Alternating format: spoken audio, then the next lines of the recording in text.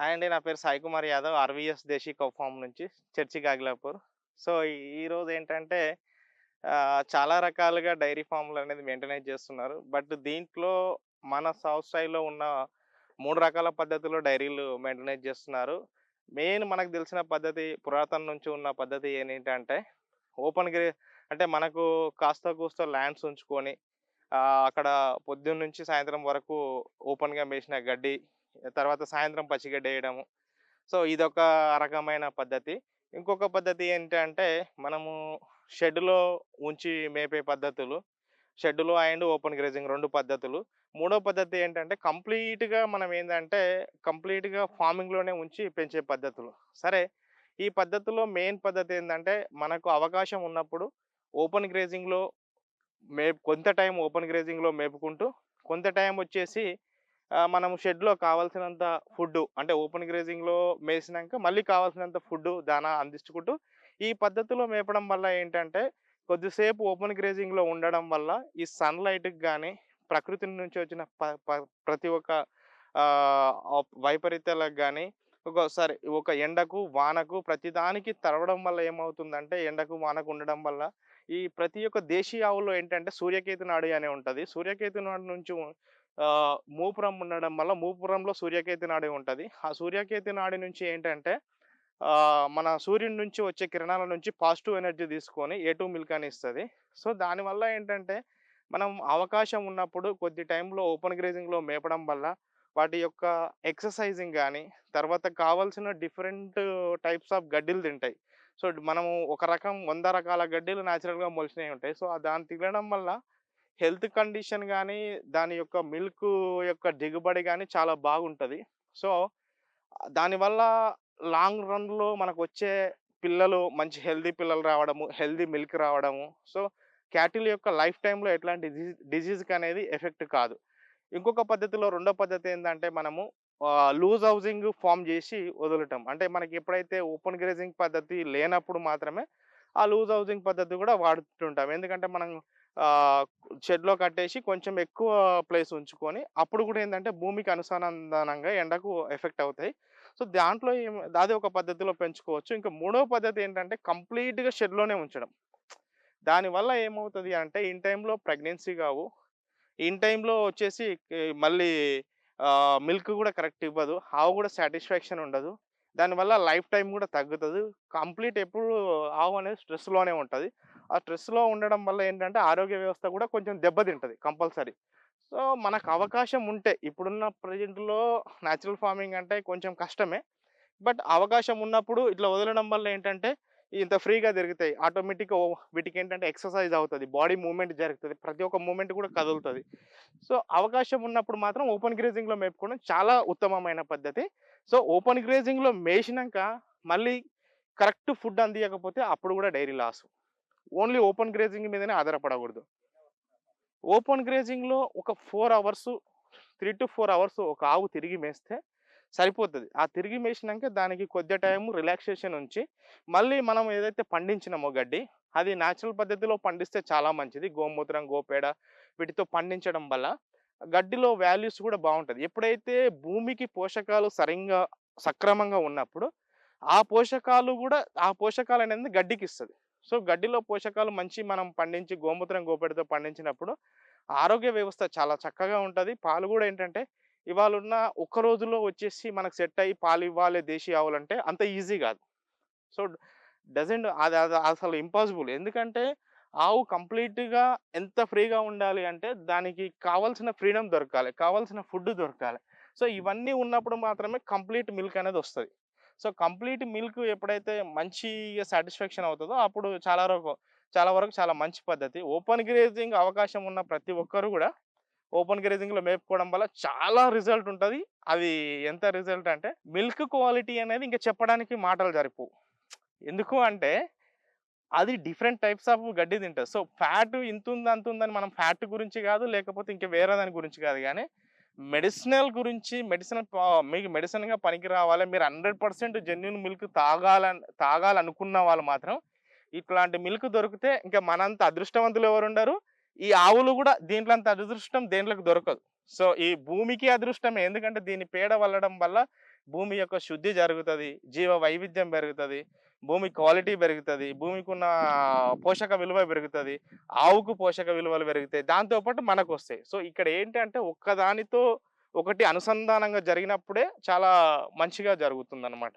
Open గ్రేజింగ్‌లో మేము మేపడం వల్ల అంటే అట్లని ఏం లేదు. సో, మాకున్న డిమాండు మేమిచ్చే క్వాలిటీలో మీకు క్వాలిటీలో చాలా మంచి రిజల్ట్ ఉంటది. మన దగ్గర తాగిన మిల్కులు చాలా మంది చాలా చోట్ల ట్రై జేస్తారు. ఎందుకంటే వేరే వేరే డిఫరెంట్ కస్టమర్ ఎలా ఉంటాడంటే మనమే గాకుండా ఇంకొక 10 మందిని చెక్ జేస్తాడు. కానీ మన దగ్గర దొరికిన టేస్ట్ ఎక్కడ దొరకదు. సో, ఆ కస్టమర్ అనేవాడికి మేమేంటంటే ఇప్పుడు ప్రెజెంట్ అయితే 140 నుంచి ఈ 130 నుంచి 150 మధ్యలో ఇస్తున్నాం. అంటే డిస్టెన్స్‌ని బట్టి రేట్ అనేది ఇస్తున్నాము. సో, క్వాలిటీ మా దగ్గరైతే మిల్క్ అనేది ఎక్సెస్ అనేది చాలా కష్టం. ఎందుకనంటే నెయ్యి గూడా మేము ఎప్పుడైతే కస్టమర్స్ ఊరికెళ్తారో అప్పుడు నెయ్యి జేస్తాం. మన దగ్గర దొరికిన నెయ్యి కస్టమర్స్ మాకెట్లా అంటే హైటెక్ సిటీ, గచ్చిబౌలి ఆ ఏరియాకెళ్ళి చాలా చోట ట్రై జేశారంట. బట్ మన గొప్పనేం లేదు గానీ, ఇక్కడ ఇవి ఓపెన్‌గా మేయడం వల్ల క్వాలిటీ అనేది పెరుగుతుంది. ఆ క్వాలిటీ పెరగడం వల్ల ఆ పోషక విలువలు గూడా కస్టమర్ కూడా ఏందంటే చాలా సాటిస్ఫాక్షన్ ఉంటున్నాడు. సో, మనం 4,500 నుంచి 4,500 వరకు కేజీ అమ్ముతున్నాం. ఇక కపిల వచ్చేసి అది సెపరేట్ రేట్ ఉన్నది. సో, మెయిన్ ఏంటంటే ఇక్కడ రేటు మ్యాటర్ కాదు. నేను రేటు గురించి చెప్పట్లేను. లేకపోతే వేరే దాని గురించి చెప్పట్లేను. ఓపెన్ గ్రేజింగ్‌లో ఉండడం వల్ల ఆవు ఆరోగ్య వ్యవస్థ సంపూర్ణంగా బాగుంటది. దానికి ఏది కావాల్సిన ఇప్పుడు మీరు చూడొచ్చు. ఇప్పుడున్న డిసీజ్‌లో మా దగ్గరికి ఏదన్నా ఒక డిసీజ్ ఒకదానికి అటాక్ అయినా ఆటోమేటిక్‌గా ఒకటే దానికి అటాక్ అవుతది. ఆ ఒక్కటి ఇంకో దానికి స్ప్రెడ్ కాకముందుకి ఇవన్నీ జాగ్రత్త పడతాయి. ఎలా జాగ్రత్త పడతాయంటే దీంట్లో కావాల్సిన గడ్డి, కావాల్సిన పోషకాలు దానంతట అవే తీసుకుంటాయి. ఒకటే దగ్గర కట్టేయడం వల్ల ఏమైతదంటే మెయిను ఎప్పుడైనా ఏంటంటే చిన్న మనం కంపారిజింగ్ ఎట్లా అంటే ఒకటే దగ్గర కట్టేయడం వల్ల దానికి ఇప్పుడు ఫర్ సపోజ్ వేరే చోట ఏదో కొంచెం దురద పెడతది. సో, అక్కడ గోక్కోవాలంటే ఇబ్బందిగా మనం అక్కడ కరెక్ట్ గాదు. తర్వాత ఇంకొకటేందంటే బాడీ ఎక్సర్‌సైజ్ ఫ్యాట్ ఎక్కడ జామ్ గాదు. ఇప్పుడు చూడండి ఈ ఆవు ఇంత సైజ్ ఉన్నది. మీకెక్కడ గూడా ఫ్యాట్ కనిపియదు. అదే హైదరాబాద్‌లో మీకు సిటీలో ఉన్న ఆవులకేంటంటే ఫ్యాట్ అట్టలు అట్టలు ఇట్లా పేరుకుంటదనమాట. సో, దానివల్ల ఏందంటే మీకు ఇక్కడ ఉన్న మన గర్భసంచి వ్యవస్థ అనేది ఆ ఫ్యాట్‌తో కూడుకపోతది. గర్భం అనేది ఇప్పుడు చాలామంది చాలా రకాలుగా పెద్ద పెద్ద డైరీలు నేను జూసాను. చాలా ఫ్యాటీగా పెంచుతారు ఆవులని. ఫ్యాటీగా పెంచడం వల్ల ఏమైతదంటే, ఆ ఆవు హార్మోన్స్ సిస్టమ్ మొత్తం దెబ్బతినిపోతది. మెల్లమెల్లగా దానికి అంటే నడవడము, యాక్టివిటీస్ అన్నీ తగ్గిపోతది. ఇగ నీకు అంటే ఒక 20 ఈతలు ఈనవలసిన ఆవు, దేశీయ ఆవు మీకు 10, 12 ఈతలలో క్లోజ్ అయిపోతది. మా దగ్గర ఇప్పుడు 10, 11 ఈతలు ఈనిన ఆవు నేనిక్కడ చూయిస్తాను. ఇదొచ్చేసి, ఇదొచ్చేసి 10, 11 ఈతలు అయింది. అయినా ఇప్పుడు దీని, దీని సైజు, దీని యాక్టివిటీస్ గాని ఎలా ఉంటదంటే చాలా ఆరోగ్యంగా ఉంటది. ఎందుకంటే ఇది, ఇది మాక్సిమము మాకు తెలిసిన తిరుపతన్నని ఫస్ట్ అవినాషు ఫస్ట్ లాక్టేషన్‌లో దూడని తెచ్చాడు. అప్పటినుంచి ఇదేందంటే ఓపెన్ గ్రేజింగ్‌లో తిరిగి మేసినావు. వాళ్ళ దగ్గర గూడా. నా దగ్గరకొచ్చినా గూడా దేవుడి దయల వల్ల అదృష్టం కొద్దీ మాకిది దొరికింది. తిరిగి మేస్తున్నాయి. సో, అట్లా దీని కండిషన్ ఎక్కడ గూడా ఇప్పుడు ఎవరన్నా చూస్తే మార్కెట్‌లో ఇది ఎళ్తే ఏమంటారంటే సెకండ్ లాక్టేషనో, థర్డ్ లాక్టేషనో అని అమ్ముకుంటారు. కానీ దీనిదొచ్చేసి 10-11 అంటే ఇంక మినిమమ్ వచ్చేసి ఎంత లేదన్నా ఒక 6, 7 పిల్లలు ఇస్తది నాకు. అంటే దీని యొక్క సిస్టమ్ ఎలా ఉంటదంటే బాడీ మూవ్‌మెంట్ అలా ఉంటది. సో, దాని యొక్క ఫిజిక్‌కి గాని ఇప్పుడు అక్కడ ఒక దూడుంది. అది ఎట్లా అంటే ఇప్పుడు డెలివరీకి ఉంది. మన దగ్గరనే అయింది. ఇది పాలొచ్చేసి పీక్ ఈల్డొచ్చేసి 16-18 లీటర్స్ వరకు పాలిస్తది.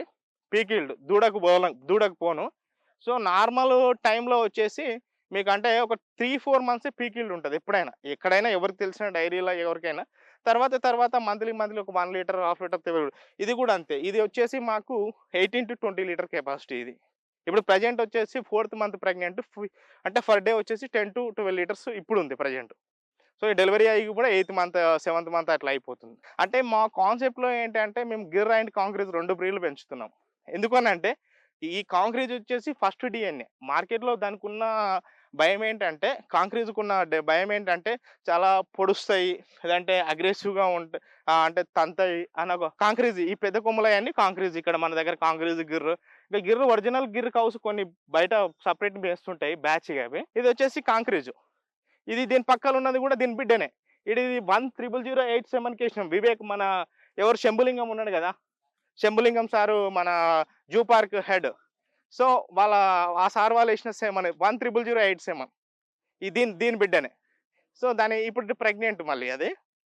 సో, ఇవేంటంటే మనం పెంచే విధానం బాగున్నప్పుడు, మనం చాలా వాటిని జాగ్రత్తగా చూసుకున్నప్పుడు ఇవి పెద్దగా స్టార్టింగ్‌లో కొంచెం అగ్రెసివ్‌గా ఉంటాయి. ఎట్లా అంటే మన దగ్గరకొచ్చి సెట్ అయినంత సేపు అగ్రెసివ్‌గా ఉంటాయి.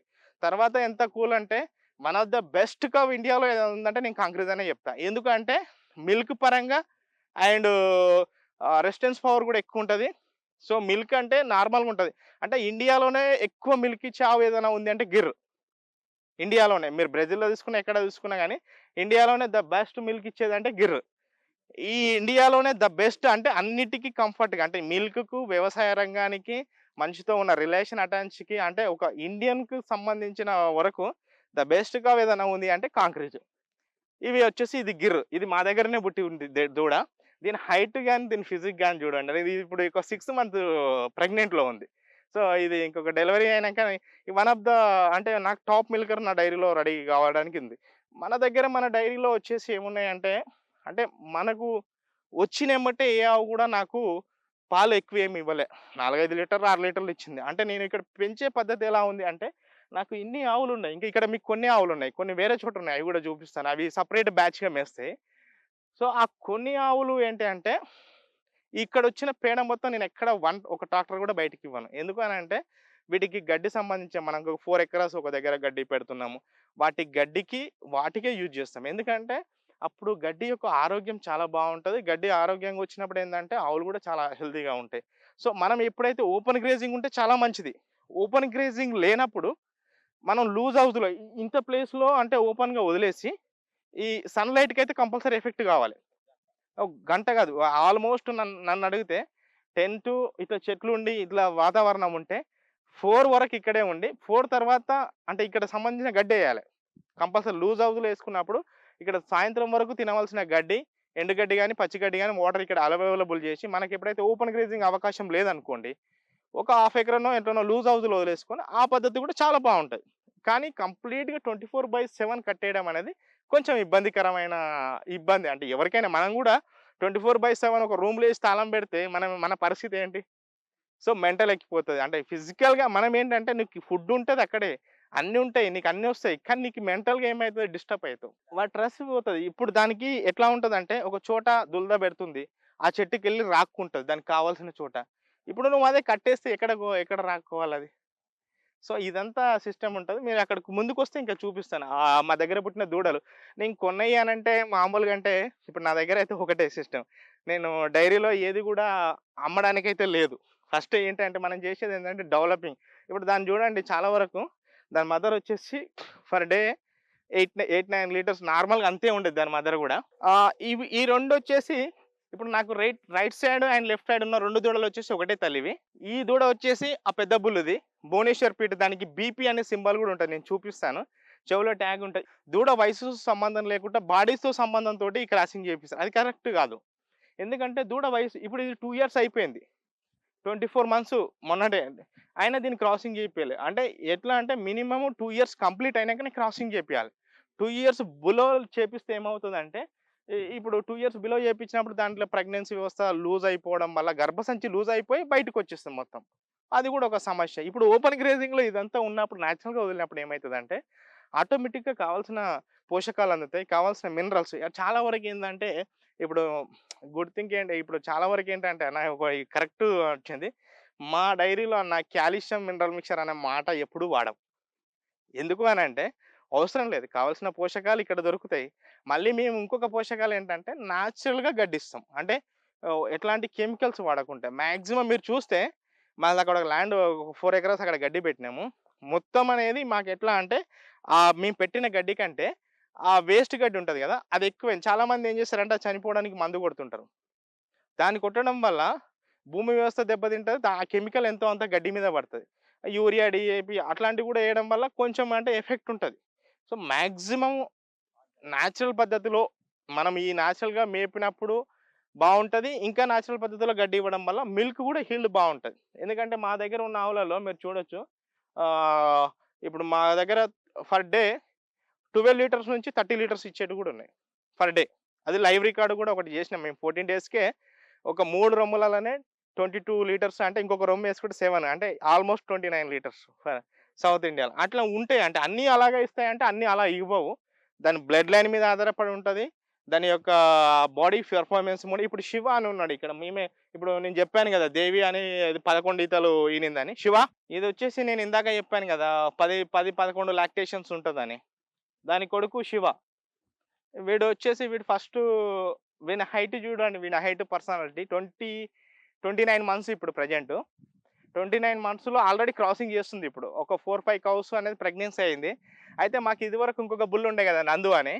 సో, ఆ బుల్ ఏంటంటే దానికి దీనికి గొడవ స్టార్ట్ అయింది. చాలా విపరీతంగా గొడవలు పడడం వల్ల నాకు ఏదన్నా ఒకటి మైనస్ అవుతదని ఇది క్రాసింగ్ జేస్తుంది గదా! అని దాన్ని పంపించాను. బట్ దాన్ని పంపించినాక ఇది క్రాసింగ్ జేయడం ఆఫ్ జేసింది. అంటే పోటీ లేదు గదా! సో, అప్పుడేం జేసినామంటే మనకు తెలిసిన అన్నది అది చిన్న దూడప్పుడే అవినాష్ అన్న తెచ్చి మన లోకేష్ అన్నకు ఇచ్చాడనమాట. నేను రిక్వెస్ట్ చేసి అన్న నాకు బుల్లు కావాలని అన్న దగ్గర సమ్ రేట్‌కి మాట్లాడుకొని మనం తెచ్చుకున్నామనమాట. సో, అది ఇప్పుడు ఈ 2 ఇదొచ్చేసి 28 మంత్స్. ఈ ఓపెన్ గ్రేజింగ్‌లో మెయిన్ ఏంటంటే ఒకటే గుర్తుంచుకోవాల్సిందేంటే అవకాశం ఉంటేనే, అవకాశం లేనప్పుడు ఇబ్బందేం లేదు. అవకాశం లేనప్పుడు మనం నేచురల్‌గా గోమూత్రం, గోపేడతో పండించిన గడ్డిని వాడుకోవచ్చు. సో, లూజ్ హౌస్‌లో వదలాలి. కోసేపైన వాటికి ఎటు చూసినా రిలాక్సేషన్ చూడాలి.